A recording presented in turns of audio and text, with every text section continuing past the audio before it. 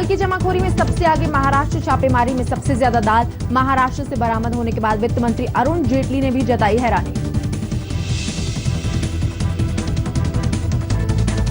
मंगलवार रात तक महाराष्ट्र में 190 करोड़ रुपए की कीमत की दाल जब्त। अकेले मुंबई में पकड़े गए 22,336 टन दाल। सिंचाई घोटाले में महाराष्ट्र के पूर्व डिप्टी सीएम और एनसीपी नेता Ajit Pawar anti corruption bureau के सामने पेश। अजीत पवार पर सिंचाई मंत्री रहते हुए सिंचाई परियोजनाओं के ठेके कुछ खास कंपनियों को देकर उन्हें फायदा पहुंचाने का आरोप। कल एसीबी ने एनसीपी नेता सुनील तटकरे से भी की थी पूछताछ। अजीत पवार के करीबी माने जाने वाले तटकरे उनके बाद बने थे सिंचाई मंत्री। मुंबई में शिवसेना दफ्तर के बाहर पीएम मोदी को ढोंगी बताने वाले पोस्टर हटे। पोस्टर में बीजेपी के कई नेताओं पर तल्ख टिप्पणी।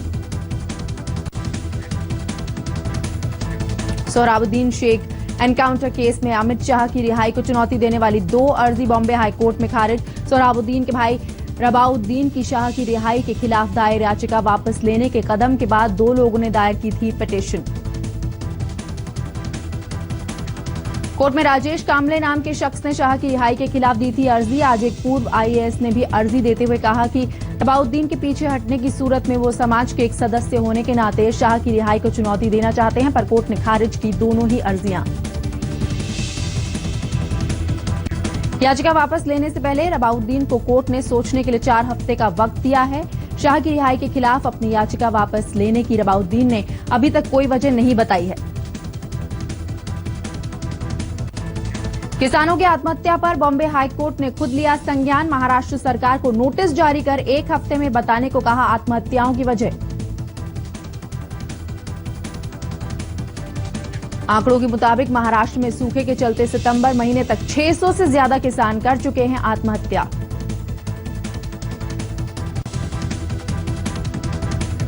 महाराष्ट्र के बुल्ढाना में कांग्रेस विधायक राहुल बोंद्रे की दबंगई, सप्लाई इंस्पेक्टर को जड़ा थप्पड़।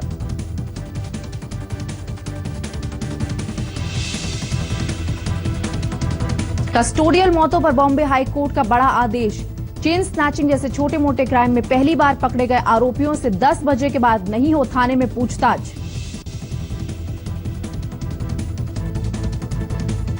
आरोपियों से कस्टडी में होने वाली पूछताछ पर सीनियर अधिकारी रखे नजर। थानों में सीसीटीवी कैमरे लगाने के लिए सरकार बनाए एक कमेटी।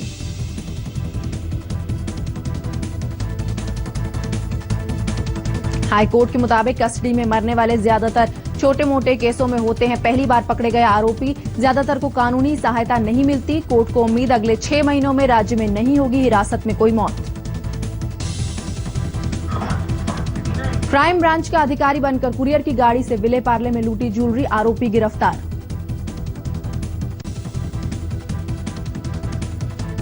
रत्नागिरी में मुंबई गोवा हाईवे पर ट्रक और कार की भिड़ंत, 3 की मौत, 8 घायल।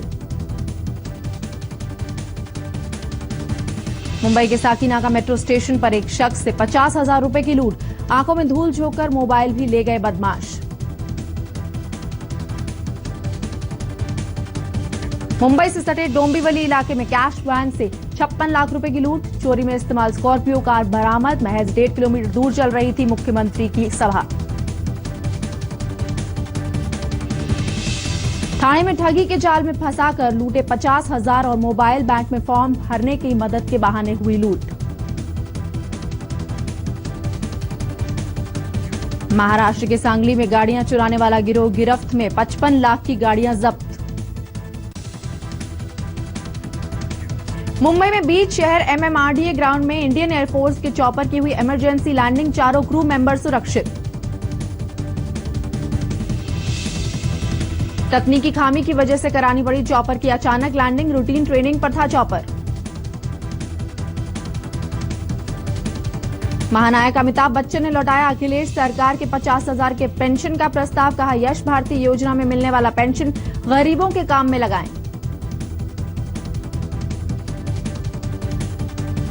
पुणे के एलआईसी एजेंट ने सिर्फ पॉलिसी की कमाई से खरीदी मर्सिडीज कार। हर साल 10 करोड़ रुपए की बिजनेस पॉलिसी देते हैं कंपनी को।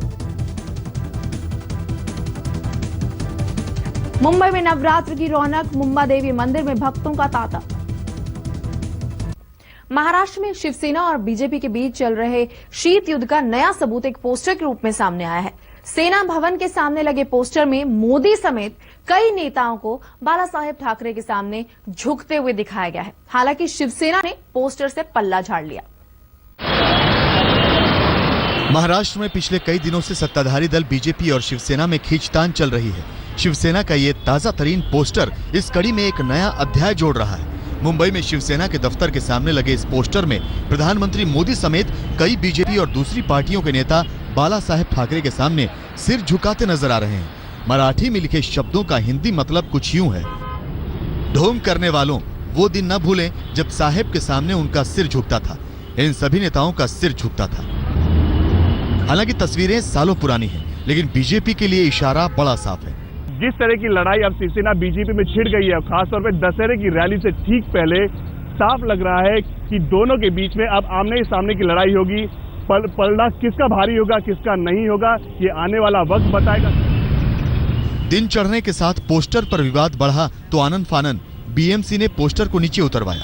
शिवसेना ने भी तुरंत सफाई पेश की। शिवसेना ने सेना भवन के सामने ऐसा कोई पोस्टर नहीं लगाया है। ये पार्टी का कोई आधिकारिक पोस्टर नहीं है, किसी पार्टी कार्यकर्ता ने इसे लगाया होगा। लेकिन वरिष्ठ नेता मनोहर जोशी ने पोस्टर पर अपनी सहमति दी। लेकिन जो कार्यकर्ता है वो जवान है, तरुण है, और इसलिए वो सोचता है कि दिखाने का हमारा तरीका यही है कि आप झुके थे हमारे सामने, अभी झुकते नहीं है, और पाकिस्तान के लोगों को यहाँ बुलाना हमें पसंद नहीं है। कोई कुछ भी सफाई दे, लेकिन ये तो साफ है कि बीजेपी और शिवसेना में सब कुछ ठीक नहीं है। मयूरेश गणपति के साथ वीरेंद्र सिंह गुणावत, मुंबई, आज तक। दालों की जमाखोरी में महाराष्ट्र सबसे आगे है। दाल की कीमतों में बेतहाशा तेजी के बाद जमाखोरों के खिलाफ कार्रवाई करते हुए छापेमारी में ये बात सामने आई है। अब तक अलग अलग राज्यों में कुल 2704 छापे मारे जा चुके हैं, जिनमें कुल 35,288 टन दाल जब्त की गई है।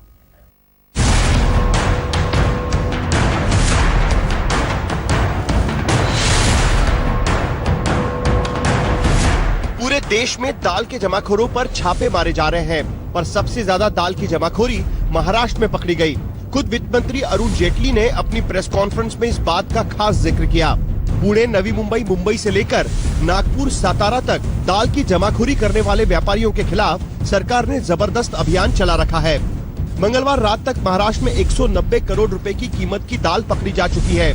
अकेले मुंबई में 22,336 मैट्रिक टन दाल पकड़ी गई। पुणे में दाल की जमाखोरी पकड़े जाने से तूर दाल के दाम में 30 रुपए तक की कमी आ गई। सरकार द्वारा आदेश आने के बाद एफडीओ यानी अन्न विभाग के अधिकारियों द्वारा अलग अलग अनाज के व्यापारियों की जो गोदाम है उनकी छापेमारी तो नहीं, लेकिन उनके गोदामों की जांच, उनके गोदामों के स्टॉक की जांच लेना फिलहाल शुरू है। ये पूरा जो कार्यक्रम चल रहा है अधिकारियों द्वारा वो अलग अलग शहरों में, अलग अलग जिलों, कस्बों में शुरू है। यहाँ पुणे में जो मार्केट यार्ड है वहाँ पर 700 से अधिक ऐसे अनाज के होलसेल व्यापारी है जिनके अनाज के स्टॉक फिलहाल लेना शुरू है। दाल के भंडार की सीमा बताने वाला सरकार का आदेश सोमवार को आया है, इसलिए पहले से जमा स्टॉक को निकालने का व्यापारियों को समय तक नहीं मिल पाया, जिसकी व्यापारियों को काफी शिकायत है। सेंट्रल गवर्नमेंट ने 2 दिन पहले ही इसके बारे में अध्यादेश पारित किया है और राज्य सरकार ने कल उसे मान्यता दी है। तो छापे इसलिए मार रहे हैं कि इनके पास जो दाल जमा हुई है उसमें एक आर्टिफिशियल जो बोलते हैं ना, आप क्या ये कर रहे हैं क्या, ये हमको शॉर्टेज की डाउट आ रहा है। सरकार दाल के जमाखोरों पर सख्त कानून यानी मकोका तक लगाने की सोच रही है। हम जरूर मौका लगाएंगे, हम जरूर एमपीडीए लगाएंगे, लेकिन हम जांच करेंगे, उसके पहले नहीं लगाएंगे। और जांच में ये साबित होगा कि ये उन्होंने होल्डिंग किया है कीमती बढ़ाने के लिए, तो उसके ऊपर मुकदमा चला जाएगा, उसके ऊपर कार्रवाई हो जाएगी। इस बीच महाराष्ट्र में दाल लूटने के मामले भी सामने आ रहे हैं। नागपुर के दाल व्यापारी अशोक अग्रवाल ने कजाकिस्तान से हजारों टन दाल मंगवाई थी। इससे पहले कि मुंबई के जेएनपीटी पोर्ट से उनकी दाल नागपुर तक पहुंचती, इस बीच ही उनकी दाल लूट ली गई। अग्रवाल हाथ मलते रह गए, पर इनकी किस्मत अच्छी थी। लुटेरे एक दिन खुद ही इनकी दुकान पर उसी दाल को बेचने पहुंच गए। दाल की क्वालिटी देखते ही अग्रवाल तुरंत पहचान गए कि ये दाल किसकी है और पुलिस में शिकायत कर दी। देश में दालें बाहर से आयात करने वाले व्यापारी सरकार के जमाखोरों के खिलाफ चल रहे अभियान को गलत बता रहे हैं। उनके मुताबिक इससे उल्टा दाल की कीमतें और बढ़ जाएगी। नई जीआर के मुताबिक बड़े शहरों में थोक व्यापारी 3,500 क्विंटल से ज्यादा दाल नहीं रख सकते। आयातकों की माने तो मुंबई के JNPT पोर्ट पर 2.2 लाख टन दाल पड़ी है, पर डर के मारे कोई व्यापारी इस दाल को नहीं छू रहा, जिससे आगे चलकर दाल की कीमतों पर और भी फर्क पड़ेगा। पूरा 25 लाख टन नेक्स्ट 3 महीने में हिंदुस्तान में पहुंच जाएगा। इससे प्राइसेस से काफी, मैं समझता हूं कि प्राइस बहुत कम हो जाएंगे, काफी अफोर्डेबल प्राइसेस में दालें मिलने लग जाएगी। लेकिन जो सरकार ने ये जो कदम उठाया है कि स्टॉक रेस्ट्रिक्शन का, वो में हमने सरकार को रिप्रेजेंटेशन भी भेजा है, अपील भी की है कि इस कदम, ये जो स्टॉक रेस्ट्रिक्शन डाला है, इसको हटाए ताकि यहाँ जो सप्लाई है वो स्मूथली बनी। सरकार की कार्रवाई के बाद थोक बाजार में दाल की कीमतों में कमी तो आई है। अरहर दाल का भाव वाशी मंडी में 20 रुपए गिरकर 165 रुपए प्रति किलो पहुंच गया है, लेकिन मुंबई में रिटेल बाजार में दाल अब भी 180 से 200 रुपए प्रति किलो के भाव से मिल रही है। नागपुर से कौशल पांडे, नवी मुंबई से नीलेश पाटिल और मुंबई से वीरेंद्र सिंह घुरावत के साथ कमलेश सुतार, मुंबई आज तक। एनसीपी नेता सुनील तटकरे के बाद आज सिंचाई घोटाले में पूछताछ का नंबर शरद पवार के भतीजे और महाराष्ट्र के पूर्व डिप्टी सीएम अजीत पवार का था। एंटी करप्शन ब्यूरो ने करीब 5 घंटे तक अजीत पवार से पूछताछ की। महाराष्ट्र के पूर्व सिंचाई मंत्री और पूर्व डिप्टी सीएम अजीत पवार बुधवार को वर्ली स्थित एंटी करप्शन ब्यूरो के दफ्तर पहुंचे। पवार से एक दिन पहले एसीबी ने सुनील तटकरे से भी पूछताछ की थी। माझी चौकशी चाललेली आहे, मी त्यांनी विचारलेल्याला मी सहकार्य करतो। एसीबी को शिकायत मिली है कि महाराष्ट्र के कोंधानू, कालू और बालगंगा के 16,000 करोड़ के सिंचाई प्रोजेक्ट की लागत स्वीकृत सीमा से कई गुना ज्यादा बढ़ जाने के बाद भी उसे गवर्निंग काउंसिल ने अनुमति दी, जिसके चेयरमैन उस समय अजीत पवार थे। आरोप ये भी लगे कि अजीत पवार और सुनील तटकरे ने एक ठेकेदार को फायदा पहुंचाने के लिए नियमों को ताक पर रखकर प्रोजेक्ट को पास किया। 25 अगस्त को एसीबी ने इस मामले में एफए कंस्ट्रक्शंस, एफए एंटरप्राइजेज और कोंकण इरिगेशन डेवलपमेंट कॉर्पोरेशन के 6 इंजीनियरों के खिलाफ एफआईआर दर्ज की थी। इस मामले में तटकरे और पवार को एसीबी ने सम्मन कर कुछ सवाल पूछे थे, जिसके जवाब दोनों ने खत के जरिए दिए, लेकिन एसीबी उससे संतुष्ट नहीं हुई और उन्हें पूछताछ के लिए बुलाया। कांग्रेस एनसीपी गठबंधन के 10 सालों में ज्यादातर समय अजीत पवार ही महाराष्ट्र के सिंचाई मंत्री थे। 5 घंटे से भी ज्यादा चली पूछताछ के दौरान एंटी करप्शन ब्यूरो ने उन सभी सवालों के जवाब तलाशने की कोशिश की जिससे अजित पवार पिछले कई महीनों से बच रहे थे। एंटी करप्शन ब्यूरो सूत्रों की माने तो अगर जरूरत पड़ी तो दोबारा सुनील तटकरे और अजित पवार को पूछताछ के लिए बुलाया जा सकता है। कैमरामैन साइदत के साथ मुनीश पांडे, मुंबई आज तक। मुंबई मेट्रो में आज बस इतना ही। फिलहाल मुझे दीजिए इजाजत, लेकिन देश और दुनिया की बाकी खबरों के लिए आप देखते रहिए आज तक।